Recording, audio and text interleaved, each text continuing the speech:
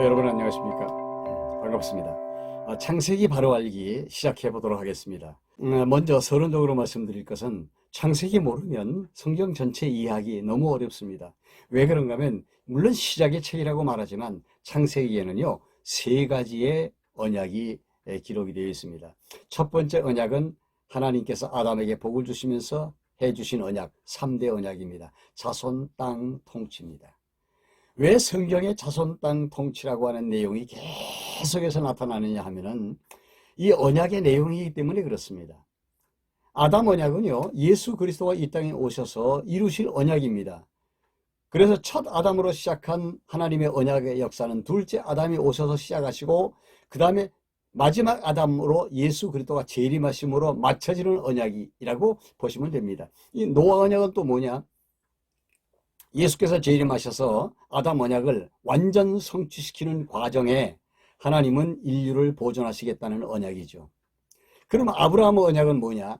예수 그리스도가 이 땅에 둘째 아담으로 오시기까지 하나님은 아브라함의 후손들에게 나는 언약하고 성취하는 여호와다. 이거 계시해 주는 모형 언약입니다. 그 메시아 왕국의 성취 이전에 모형으로 다윗 왕국을 세워주시는 언약이 바로 아브라함 언약입니다. 그러니까 여러분 아브라함의 언약을 보면은 자손 땅 통치에 대한 이야기가 굉장히 많이 나옵니다. 본론으로 들어가서 오늘은 21장부터 시작을 해보도록 하겠습니다. 드디어 아브라함이 이삭을 낳습니다. 그 아들을 웃음이라는 뜻의 이삭이라고 짓습니다. 근데 이제 문제가 생기죠. 이삭이 젖을 떼고 이제 잔치를 하는 그날에 하갈의 소생인 이스마엘이 이삭을 희롱합니다. 아브라함의 아내 사라가 이 광경을 보고 하갈과 이스마엘을 집에서 내쫓습니다. 슬픈 일이죠. 예, 아브라함이 엄청 고민했습니다. 그때 하나님께서 아브라함에게 나타나서 말씀하시기를 자손과 땅에 대한 언약을 또 다시 해 주십니다. 하갈과 이스마엘이 집에서 쫓겨나면서 광야에서 헤매일 때 하나님께서 하갈에게 나타나셔서 또 이렇게 말씀하시죠. 너 걱정하지 마라. 네 아들 광야에서 활 쏘는 자가 되게 해줄 거다. 그리고 네 아들이 번창하게 될 것이다 하고 약속을 해줍니다. 이제 그 뒤로 아브라함이 죽기까지 만나지 못합니다. 이제 아브라함이 죽을 때 와서 이제 이삭과 더불어서 이제 아버지 장례를 하게 되죠.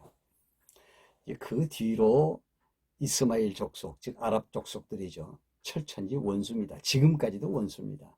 우리가 역사를 알면 오늘 시대의 상황도 이해하기가 아주 좋습니다. 22장에 들어가게 되면 하나님께서 아브라함에게 명령을 내리십니다. 네 아들 독자 이삭을 나한테 바쳐라. 청천벽력 같은 하나님의 음성이죠.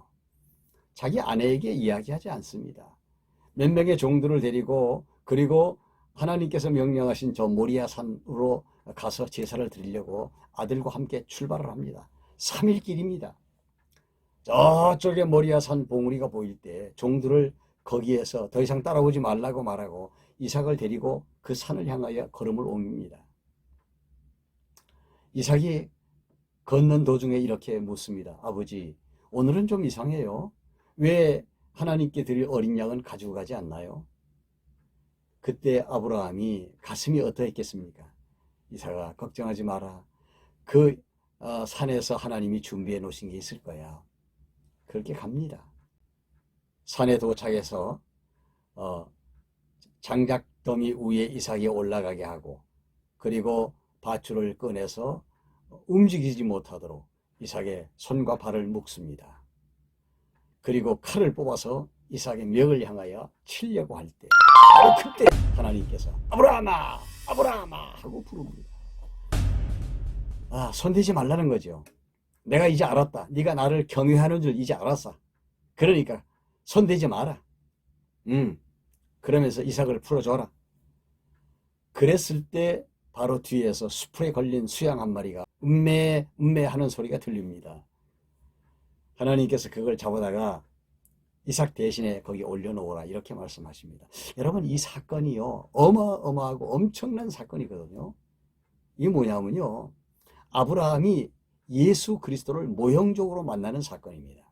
아브라함아, 네 독자로도 내게 아끼지 않았으니까 내가 네 후손들에게 내 독자를 내어주겠다 하는 그 엄청난 계시 사건이라고 보시면 됩니다. 결국은 독생자이신 예수께서 이 땅에 오셔서 십자가에 못 박혀 죽으심으로 말미암아 제단의 제물이 되시죠.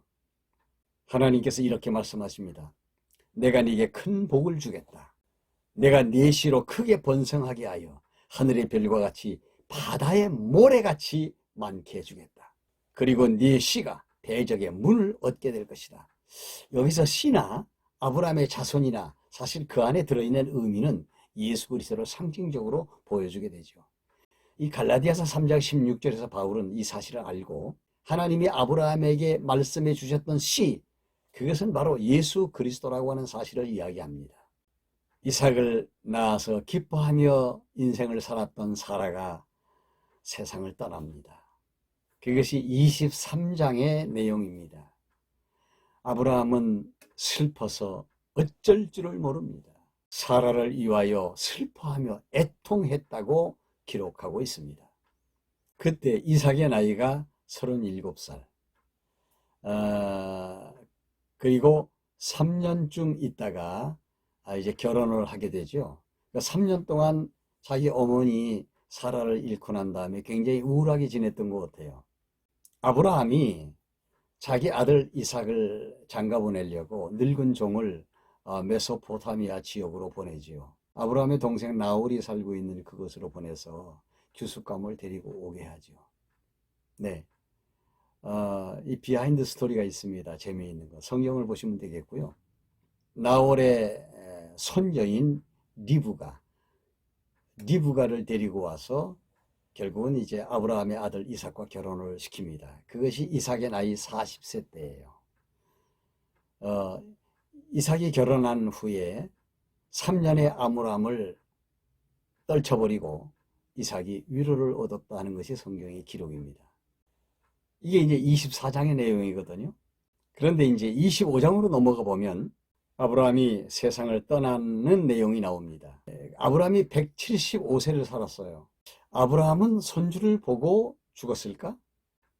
예. 아브라함이 100살에 이삭을 낳습니다. 그리고 이삭이 60세에 또 쌍둥이 야곱과 에서를 낳습니다. 그러면 아브라함의 나이가 160살이죠. 그러니까 야곱이 태어날 때 아브라함의 나이가 160살입니다. 그런데 아브라함이 175세에 죽었어요. 그러면 야곱의 나이가 몇 살입니까? 15살이죠. 이 아브라함은 이삭을 보았고 그리고 또 손주인 야곱을 보았어요. 야곱 에서가 15살이 되었을 때 아브라함이 175세로 세상을 떠납니다. 근데 그것만 있는 게 아니고 25장에 보면은 아브라함의 후처들을 통해서 16명이나 태어납니다. 물론 이제 거기 손주들도 다 포함이 되어 있습니다. 죽을 때 그들에게 다 재산을 조금씩 다 나누어 주고 전체적인 재산은 이삭에게 물려주고 세상을 떠나게 되죠. 그 뒤로 자식이 없이 20년의 세월을 이삭이 보내게 됩니다. 20년 만에 이삭의 아내 리브가가 드디어 임신을 합니다. 쌍둥이를 임신하게 돼요.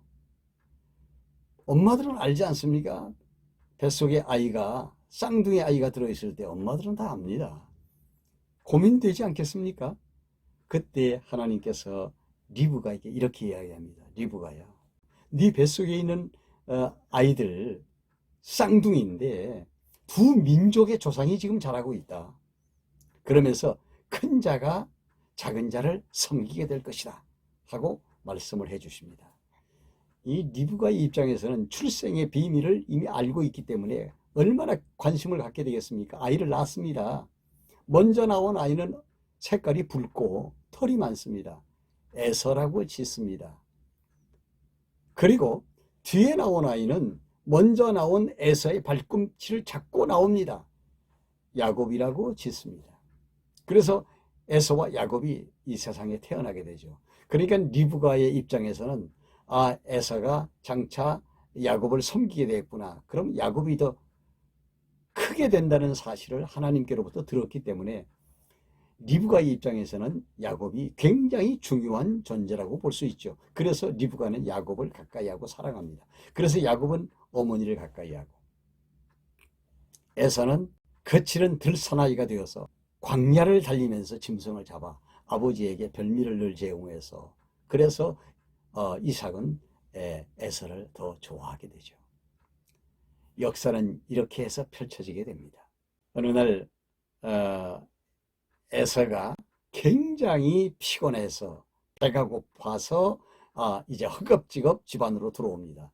그때 야곱이 엄마와 함께 부엌에서 팥죽을 끓이고 있었어요. 팥죽이 보글보글 끓는데 그 얼마나 맛있어 보이겠습니까? 그러니까 에서가 팥죽 한 그릇 달라고 야곱한테 이야기합니다. 이때 야곱이, 형, 내가 팥죽을 주긴 주는데 형 아우 바꾸자. 형의 그 장자권 나한테 줘. 그럼 내가 팥죽 줄게. 팥죽뿐만 아니라 떡도 줄게. 그렇게 하면서 이제 자기 형 에서에게 장자권을 달라고 이야기합니다.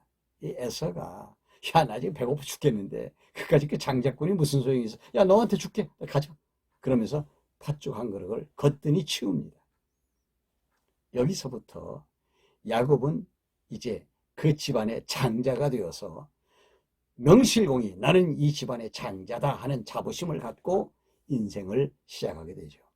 26장에 가보면 아브라함 때에도 흉년이 들었는데 이삭 때에도 또 흉년이 듭니다.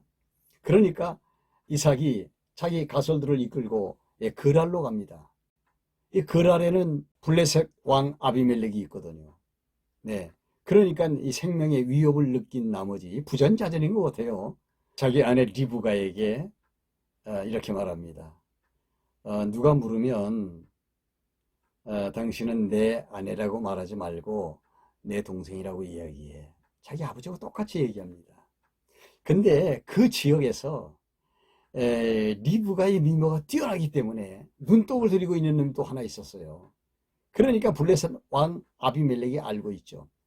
그래서 때가 되면 리브가를 데려가겠다고 계획을 세우고 있는 놈이 있었어요. 누군가 하면 이름은 몰라요. 아비멜렉 곁에 있는 녀석이죠. 나중에 이삭이 자기 아내 리브가를 껴안고 있는 것을 블레셋 왕 아비멜렉이 봤습니다. 자기 동생 아니네.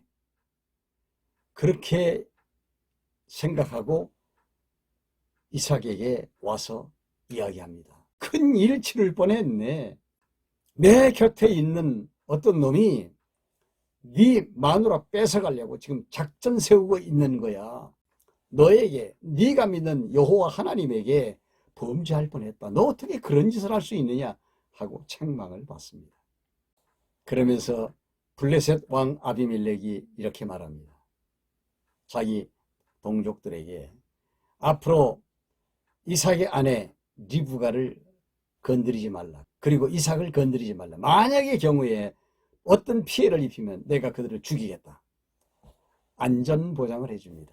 근데 하나님이 이렇게 택한 백성들에게는 실수를 해도 하나님이 그 실수를 이렇게 덮어가시면서 유익하게 하신다 하는 것을 우리가 성경에서 찾아볼 수 있게 되죠. 왜 그런가 하면 하나님이 아브라함에게 방패가 되시고 아브라함에게 큰 상급이 되겠다고 약속하셨기 때문에 그의 자식인 이삭이 복을 받고 또 이삭이 낳은 자식인 야곱이 복을 받는 거다. 이렇게 생각이 듭니다. 이 전부가 다 언약과 관련되어 있는 이제 삶의 모습들이죠.